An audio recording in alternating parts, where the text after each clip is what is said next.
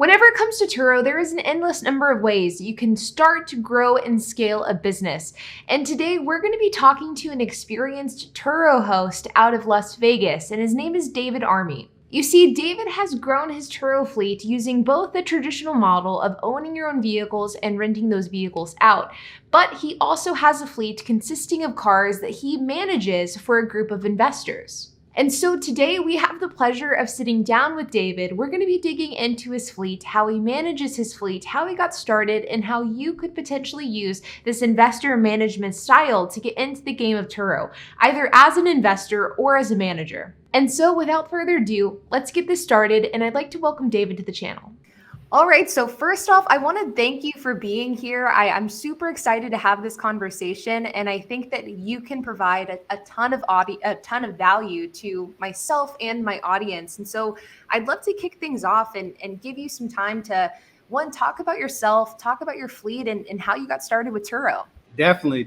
And it's a pleasure to be on here, by the way. I've definitely watched some of your content in the past, so grateful to be here. So thank you. Of course, I'm happy for you to be here. Yeah, but I go by West Coast Dave. I got started in the car sharing industry, I should say, in 2019. I've had a profile since 2016, though, with Turo. But before that, I've actually been in the automotive industry almost all my life. My job that I had before now was in automotive consulting. I helped auto detail companies make more money.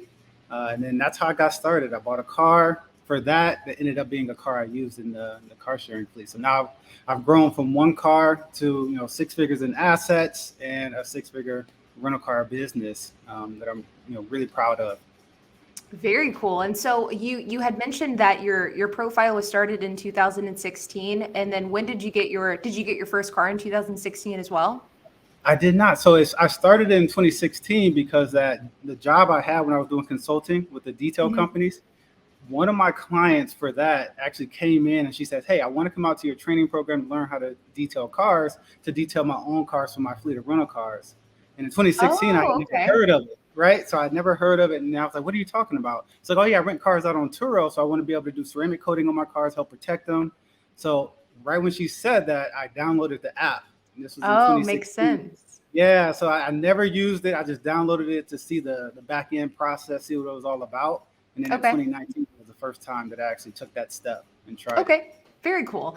And can you talk a little bit about, I did take a look at your Turo profile, and you have a pretty well diversified fleet. And so can you talk a little bit about how many cars you have and then what types of cars those are? You are located in the Vegas market. And so I'd love to kind of learn a little bit about just your fleet, how you grew it, and why you chose the cars that you did. Yeah. So I do have a diversified fleet, as you can see. It's a mixture of economy cars, like four-door economy cars, and then luxury cars, and then SUVs. And I mix them just to better protect myself. So it's like diversifying without going into different industries, right? So a lot of people trying to diversify into different industries. I want to stay hyper-focused in the car industry because that's what I'm most passionate about, and then diversify within there. So I did that with my fleet. So, and I see differences between the fleet. So some of them might be rented real heavy in certain seasons, and then some of them are slow. So it helps balance each other. Yeah, which is super smart. I always think, and I always think that with my own fleet is like, I'm more economical cars, but I always think to myself, like diversifying, to your point, it really is like diversifying amongst different industries within one industry and one business model. Right. Yeah, And exactly. with you being in Vegas, do you find that, because and I'm not super familiar with the Vegas market myself, but do you find that like the nicer cars are getting rented out by the tourists and kind of the more economical ones are being rented out by locals? Because I know that there is this kind of, I want to say misconception, but I'm not sure if it is a misconception, but I know that there is this idea that if you're in Vegas, you have to accommodate to tourists, and tourists want to drive really nice, extravagant cars whenever they're in Vegas. Have you found that to be true? Only partially. So here in Vegas, it's like a mixture, right? It's a whole ecosystem for almost everything. So when I lived, or I still live, kind of away from the airport, I started my fleet. I was actually renting the cars from home, and when I was renting from home, I saw that I had a lot more local renters that were renting my economy cars. But now that I have an office that's based right by the airport. So now I have mostly tourists that rent every car. So the economy Very cool. car, luxury cars and everything. So I do meetups here in Las Vegas, and I talk to some of the newer Turo hosts, Hmm. and I tell them like, hey, you can really focus on any niche here. You just have to decide and be intentional. So my listings now are all geared towards the tourists. Like I'm calling to Okay. act very close to the airport. This is the perfect car for you or a group of people when you fly in, things like that. Okay, that makes sense. So you would say it's more dependent on kind of who you're targeting, not necessarily the type of car, and that you can target any Yeah. type of person with any type of car. Right, and that's the luxury of being in a city where you get a lot of tourists. So you Yeah. can focus on tourists if you want to, but you don't have to. So it's kind of like the smaller cities that are out there. Most people will typically focus on the local drivers, and they just need Yeah. a car Yeah. for a few days, get back and forth to work. That's thriving here too. I've had a couple, well, actually more than a couple of a bunch of long-term rentals here in Vegas, where people need a car just to get back and forth to work, and they just keep extending with me also. Yeah, those are always the nicest whenever it can be weeks or like sometimes even months where somebody takes your car and it's basically like free money at that point. Yeah, passive at that point, Yeah, right? yeah. I guess free money's bad terminology, but definitely passive. And so Yeah, it's those are the best scenarios. So one thing that I know that you and I had spoken about before this interview, and that I think is very interesting, and it's definitely the part of your business model that I find most fascinating, is how you grew your fleet through the investor management strategy. And so this is actually something that I've referred to as like co-hosting for a long time. And it wasn't until I had spoken to you where I found out that those are actually separate, is I've always kind of used co-hosting as an interchangeable term to somebody that just manages a car either for a co-owner or an investor. And you were actually the one that shined light on the fact that that isn't the same. And so can you talk right. a little bit about not only what co-hosting is versus what your business model is, but can you also go into some detail about your business model as well?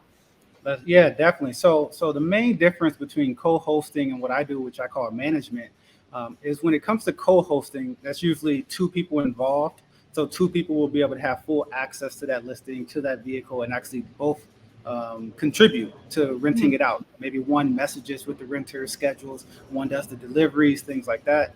So what I do is I take everything off the plate for the investor that actually sends their car to my fleet, which I call OPC, other people's cars. So Oh, when I like someone, that. yeah, instead of other people's money, a lot of people have heard that before. So I just Mhm. did a spin on that term in other people's cars, because it's basically the same process, like it's same idea. So when they add their cars to my fleet, I'll manage 100%. So now this is a passive investment for them to add the car to my fleet. So, from the messaging to the scheduling, the details between the rentals to everything. And then they just get an update once per month with a spreadsheet of the income and expenses. And they also get a distribution every month of their profit split. Okay. And so how did you get involved with this investor management model? So I got involved with it. It's kind of a accumulation of a few different things. So one of my business partners actually had other people's cars that he was managing. Some of it was kind of co-hosting too. So I watched him do it at first, but then I also saw things like in other industries that helped me kind of move into this direction. So one thing I saw that I always mention is Ty Lopez.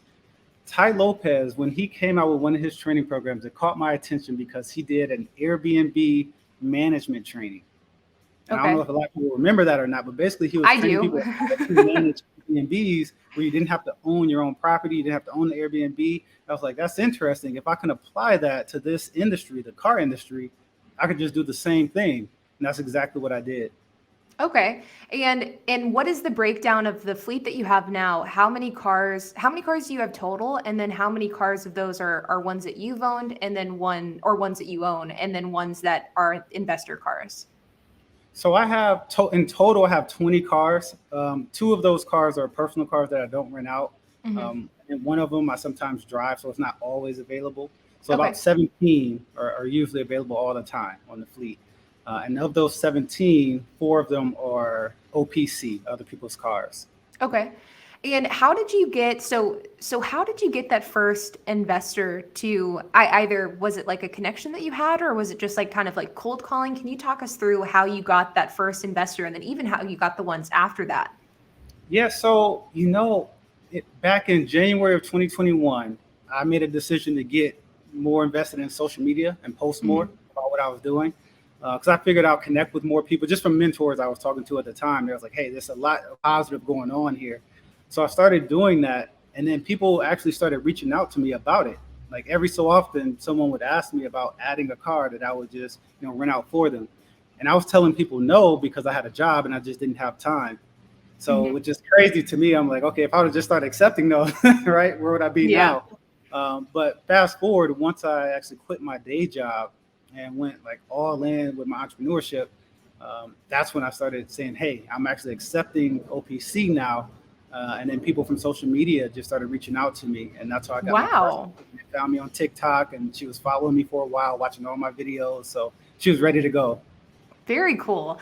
And so whenever you get approached by somebody who is wanting you to be the management of their car, what are some of the things that you do to not only protect yourself, but to also protect the investor and to just make sure that everything is buttoned up nicely? Like what are some of the processes that you go through while you're onboarding that investor? Definitely. So that's a good question. The main things that I do is I set expectations from the beginning. And from what they should expect from me, how often they should get updates from me, just so we're on the same page.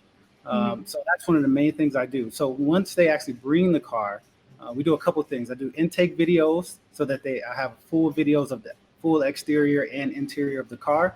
So it's like a intake before I take the car, and so Yeah. that we know exactly what was on the car. Any nick scratches were already there. Then I also have a contract in place for the management that just lines out the agreement. So it has certain things in there, regarding responsibilities. They just have to provide the car, keep current insurance on the car, things like that. And Mhm. then it has all my responsibilities of managing the car, managing the details, everything that has to do with it. Okay. That's a really smart to do the intake video. I wouldn't have thought about that, but that's super smart. So I assume it's just like a 360 video of the exterior and then a super detailed video on the interior as well. Yep, exactly. And I usually separate them. I do two different videos, one for the exterior, one for the interior. Then I send it to them so we both have a copy of it. Okay.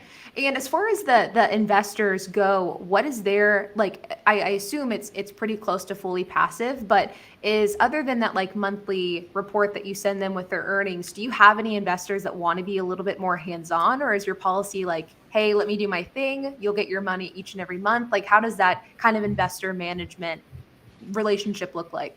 Yeah, so there are some people that would like to be more hands-on. I don't work with them in that way though. So my Yeah. policy is strictly this is a vehicle investment on your part, and I manage it 100%. And I got that from one. I just wanted to be an easier process. Yeah. Before I got into the cars, I actually was flipping houses before I got into rental cars, Mhm. which I was terrible at, by the way. I failed at it, but I learned a lot. But in that business, I learned a lot that I applied to this business that for some reason it works for me like great in the car rental. But the story is I had investors on a property. I had like a $1.7 million house I was flipping, and I had like nine Wow, investors. that's a big flip. Yeah, That's I, much I bigger went than from I would have like thought. $200,000 houses. I did like two of those and jumped right up to the million plus. Wow. I had no idea. Like I thought I knew what I was doing, but I didn't. But I had a ton of investors that were all involved in that. And I realized how stressful it is for everyone to be involved. I had everyone involved in the process. So everyone had to vote Yeah. when we made decisions. I had to get on Zoom meetings like every other day with nine other people.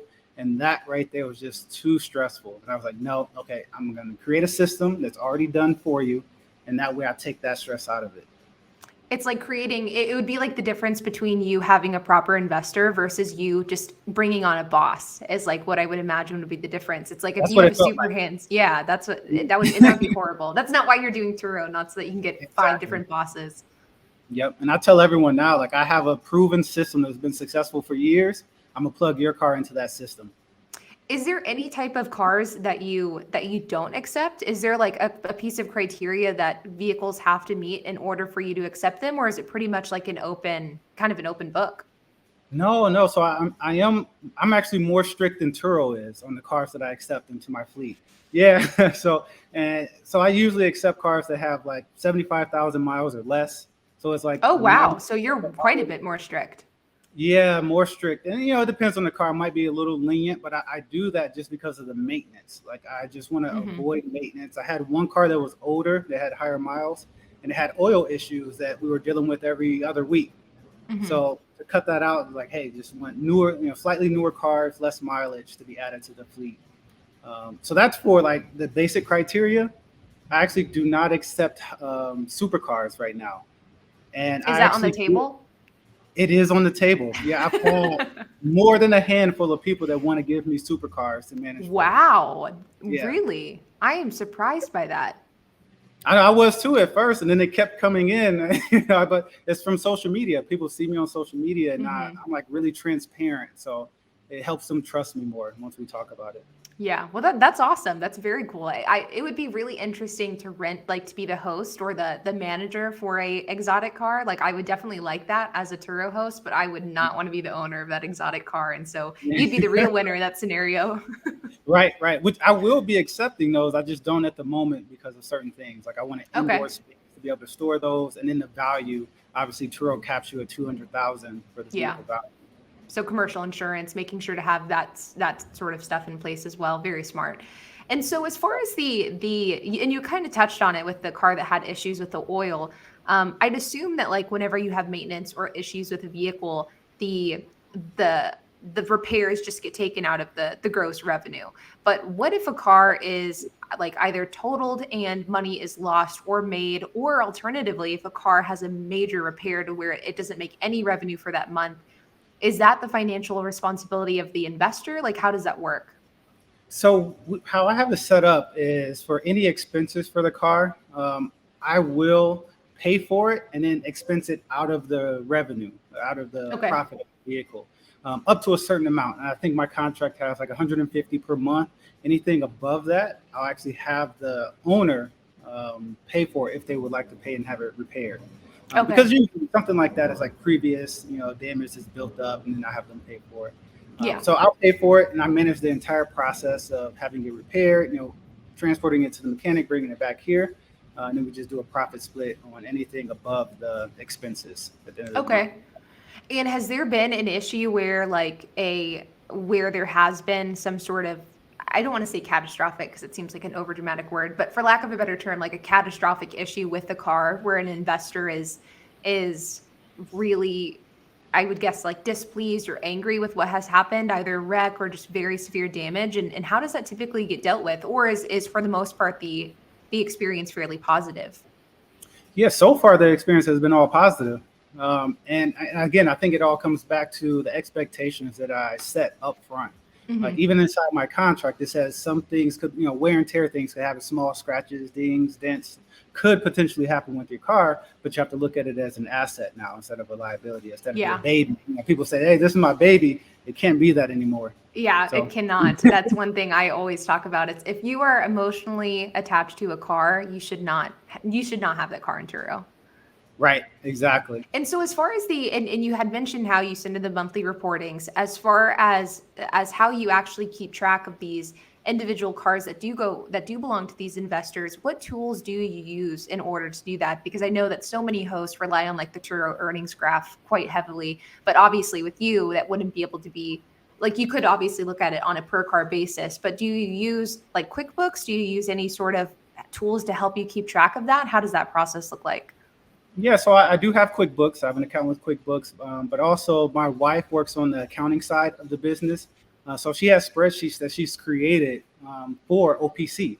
So for Oh, everyone's cool. card that's added, she has a specific spreadsheet for them where every time something happens, expense happens or the income comes in, it's updated. So she updates it, and they just get a screenshot of that every single month with Oh, all. okay. Very cool. And so So as that's through Excel, by the way. So I have QuickBooks and I have Excel spreadsheets that I use. okay. And the Excel spreadsheets are custom made for these OPCs specifically. Exactly. Okay. Yep. And as far as the like the processes, because you talked about how you have a system, you have a proven system with how you run the fleet. Is your proven system with the investor cars the same as with your own cars, or is there any stuff that varies? Because I know that even from like personal experience, I would treat my own car slightly different than what I would treat an investor's car. Are you the same way, or is everything just systemized across the board? I really like that question because I wanted to talk about this. I wasn't sure you're going to ask that, but yeah, I do treat the cars different. Okay. So, for example, my personal cars that are on my fleet, I actually have them on the 90 plan with Turo. So the Okay. 90% take, Turo takes 10%. My deductibles are higher, but I'm okay with that because I have emergency fund and deductibles saved in case something happens that Hmm. reaches that threshold. For the investors' cars, I take a more conservative approach. I keep their cars currently on the 75 plan. And the Okay. reason I do that is just so the deductible is smaller. And if something happens that takes us over that or below the deductible amount, I'm not coming out of pocket, to Yeah. actually try to fix their car and then putting, I call it equity into their car when I repair it. When I repair mine, I call it putting equity into mine. So I'm not Yeah. doing that with their cars. Instead, I'm like more conservative. So if anything happens, it's highly likely that Turo will cover it 100%. Okay.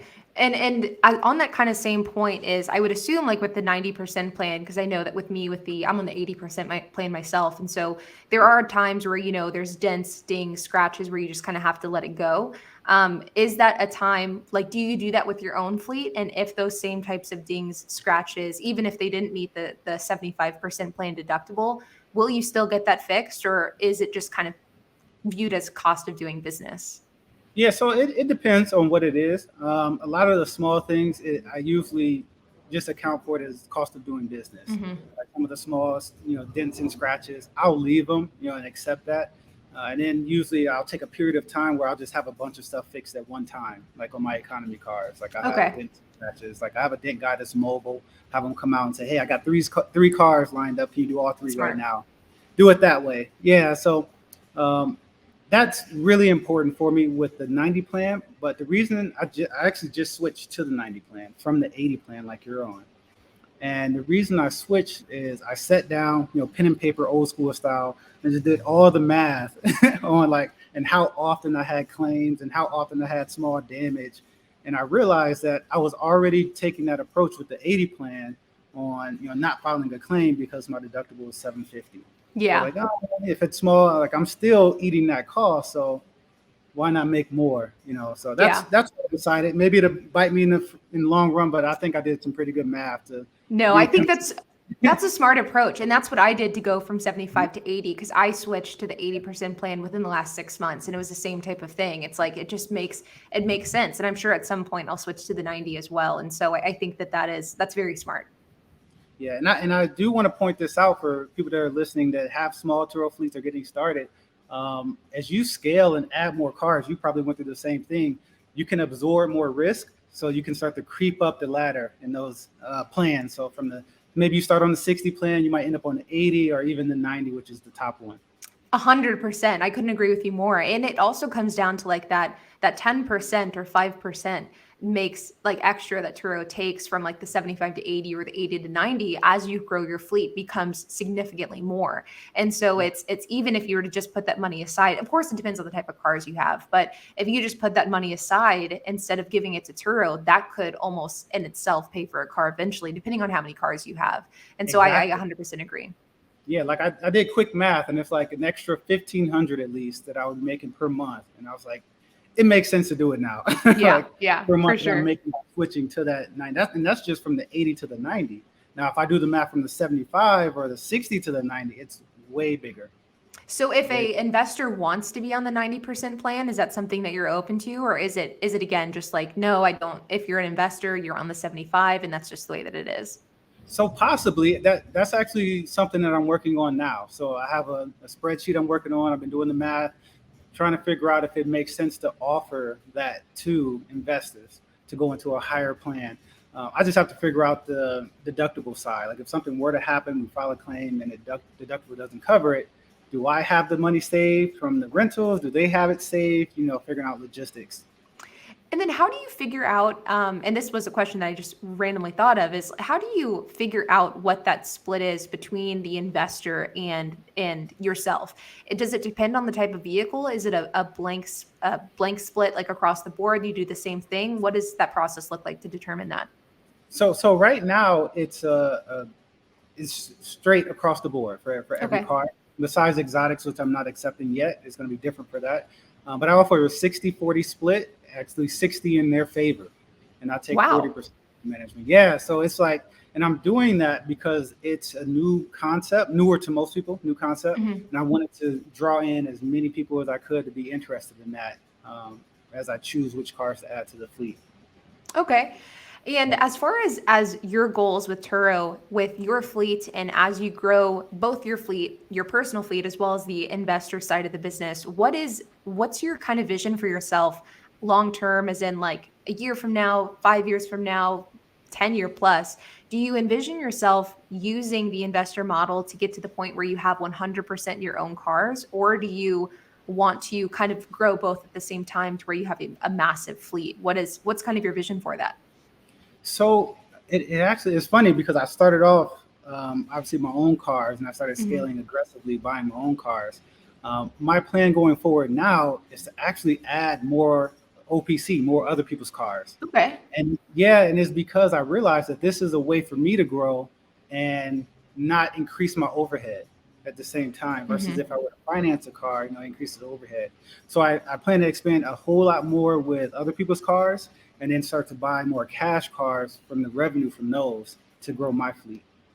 And what's the goal as far as fleet number goes? Like in like let's say at the end of 2023, so like a year and a half roughly, what number would you like to be at for your entire fleet?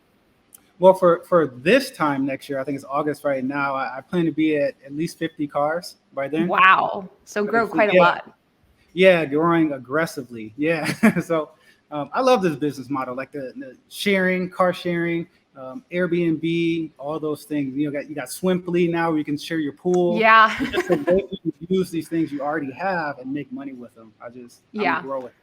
I agree. I love the business model as well. I think that it just changes the way that people make money. I think it changes the way that people Right. consume things, like whether it be like to your point, a pool, a car, a house, whatever the case is. And there's so much opportunity with it. It's people I think view it as a side hustle, but it really like it can be, of course, but it also can be a full-fledged business like your own, where it's become this hugely profitable thing that is far from a side hustle. Exactly. Yeah, and there's obviously there's pros and cons of both. It's a great side hustle, but when you take it full time, I've learned a lot of lessons where you have to adjust and change the way you're doing business. So OPC has been a way that I've been able to adjust and realize that I can continue to grow this and add more revenue without taking a hit on the expense side. Yeah, 100%. And so one question that I really love to ask any Turo host, especially ones that run their Turo fleets well, is any types of tips and tricks that you have. Like I'm a huge fan of like hacks with how to do things more efficiently or more profitably. And one example that I always use is like car sync is like the perfect example of this through like All right. automated messages and things like that. Do you have any specific like hacks, tricks, pieces of advice for anybody that's just wanting to streamline their own operations to be more efficient or more profitable? Yeah, and I have some good ones. So I'll try to stick to a couple. But my first one, actually, it's like out of your playbook. It's the contactless pickup and delivery. Well, not delivery, but drop Yeah. pickup and drop off. So once I went contactless with my cars, it changed everything. And I think that's a key component to scaling.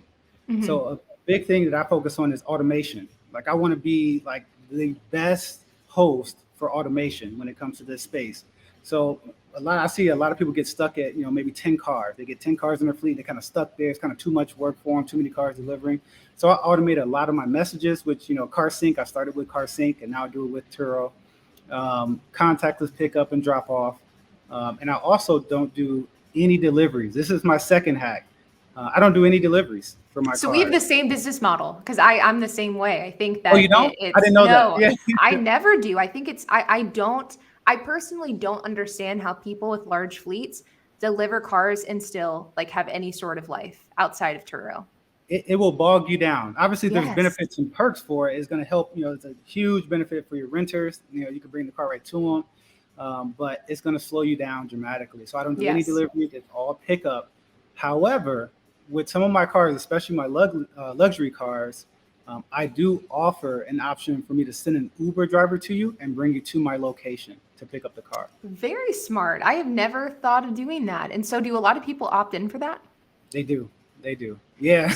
And So I is didn't know how it would go at first, but a lot of people have opted for it.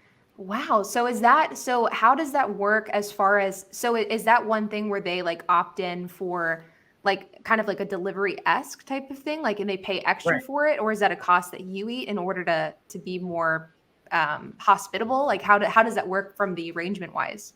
So I actually charge it, and this is touchy, but I charge it in the delivery, but Okay. I'm very specific and upfront in 3 or 4 different places on my listing to say, hey, if you add delivery, this is the procedure, XYZ.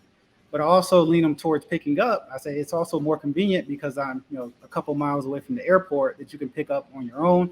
But if you, prefer a system that's turnkey where I send the driver to you, everything's taken care of, that is an option. And people Very actually book it. smart. Yeah, That people is book. super, super smart.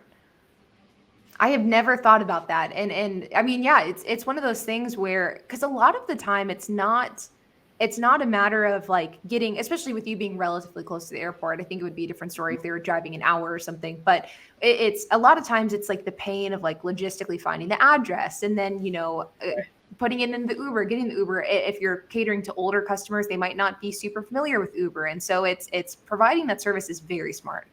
And honestly, that's why I really did it. I realized that the older crowd, they were starting to use Turo more now. It's Mhm. still mainly younger crowd, but the older crowd are using it more. And most of them didn't have Uber downloaded on their phone. So Yeah. I would have to tell them, hey, they would ask, how do I get to the car? And I have to tell them, hey, download Uber. So now they have an option where it's done for them, and then they get an automatic text from Uber. I don't know if you knew this. If you send an Uber to someone else, you can set them as the passenger, and then they get a text where they can track the car. They know exactly where they're going. So it's really clean and professional. Very cool. I like that a lot. I really like that. And so, did you have any other additional hacks and tricks, or were those three the main ones? I would say those are like the top ones right now. Okay. And if you had just a single, or not necessarily one, but like one or two pieces of advice for somebody that is wanting to get started with Turo, specifically with this investor management business model, what would be that piece of advice for them? So my main advice is to, if you can, start with a car you already own or with someone that's willing to actually be in business with, like a relative or close friend. And the reason I say that is because the biggest reason people trust me now is because I have a proven method already. So if you start with this, if you can show them that you've been successful with it before, they're more likely to say yes. If you can, obviously, or find a mentor that can really help you, and then start with one and just let them know and be upfront. Hey, this is my first car, and then build your listing based on that. Build your proof of Mhm. business. Proof of concept. Yeah, proof of concept. Okay.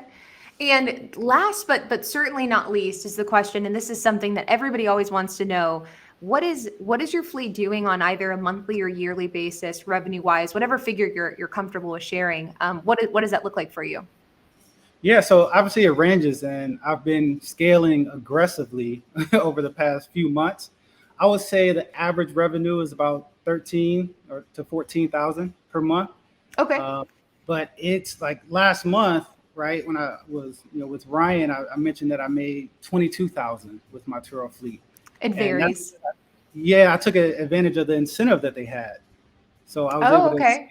Yeah, so I got the top tier incentive, so I got a huge bonus. So whenever they do incentives, I take advantage of those. So you can actually make money outside of the daily rate, with Yeah. incentives, with upsells, on the back end, things like that.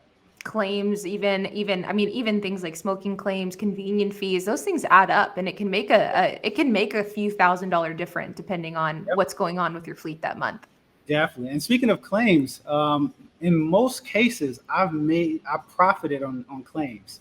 And that's because of the process I have in place for that, with the good relationships with body shops, mechanics that I have. So I profited. So if there were a case with a investor's car and there were a claim and I got their car fixed and there were a profit, that will be thrown into the profit split. So they actually make money on that as well. Good. I mean, I'm glad you mentioned that because that is always a question. And I'm sure you being on social media as well is you hear it all the time. But I know for me, the question of what happens if your car gets in a car accident is by far the most commonly Yeah. asked question that I get. And it's always like I don't always just blatantly say it, but it's true. It's like if my car's in a car accident and it's not totaled, like that's more often than not a good thing because it can Right. be a huge profit center. And even the totaled ones, right? I've had three Yeah. cars totaled. I've had three of them, and I've made money every single time. And it's because I buy below market value for Yeah. most. car. So The problem though for me is because I'm in the same boat, but the problem is that now it's so hard to find good cars that I would rather yeah, just keep the car and not take the extra profit than have the car totaled and profit like a few $1,000s off of it. It's just not worth it any longer. 100%. Right now, I'd much rather keep my cars. Like Yeah. I don't want to have them totaled. Don't want anything to happen to them. Yeah, 100%. Yeah. And so, yeah, I mean, I really appreciate you being here. I think that this was so insightful to just anybody who's wanting to get started with kind of a more non-traditional method and really up and coming method for growing your fleet. But of course, before we sign off, I would love to hear anything that you want the audience to know, where they can find you, your social channels, really anything that you want my audience to know. Now is the time to share that. Yep. Yep. So you guys can find me on Instagram and TikTok. I'm actually really active on TikTok as well at West Coast Dave _. So that's the same for both of them. And I just started my YouTube page. It's David Army. Army is in the military. That is my actual last name.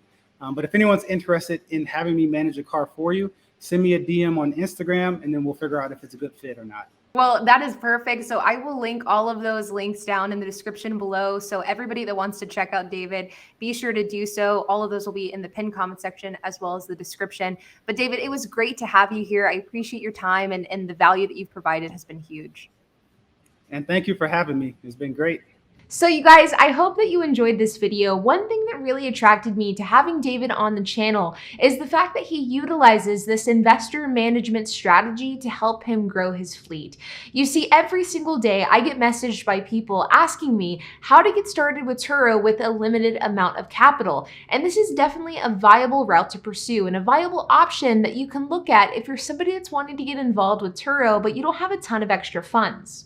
Or alternatively, if you're somebody that wants to get involved with Turo, but you don't want to have to worry about managing a car, checking it in, cleaning, and dealing with the maintenance, then being an investor with this type of scenario could be a good option as well. Be sure to check out David's social media, TikTok, YouTube, and Instagram. I will have all of those linked down in the description below.